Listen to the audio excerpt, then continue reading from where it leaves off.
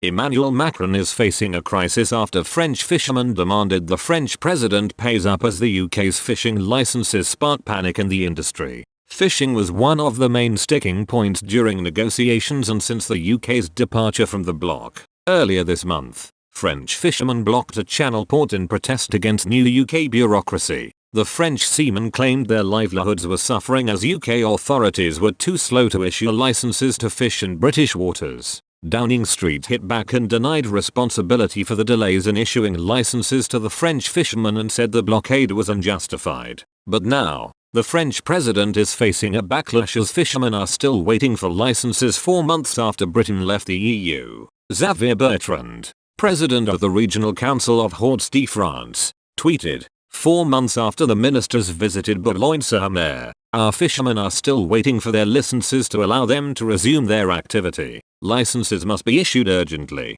If necessary, we are ready to go to Brussels. The government must quickly compensate those who have not obtained their license. They cannot wait 6 months from the time they apply as advertised. If we do not want to see them disappear, we must fight for our fishermen. Incumbent Secretary of State for European Affairs, Clement Beaune added, we spoke with professionals in the fishing sector and local elected officials. We must ensure the full implementation of the Brexit agreement. This is our commitment. MEP Nicolas Bay said he visited fishermen in the port of Dieppe and hit out at brutal decisions taken by Brussels. In a video posted on Twitter, Mr. Bay said, today I am in Dieppe. I just met, here in the port, the fishermen. We talked about their work, their difficulties. They suffer from decisions taken often unilaterally and brutally by Brussels. It is worse today because of Brexit and its consequences. More than ever, the Normandy Regional Council must be on the side of our fishermen, which represents 24,000 direct and indirect jobs.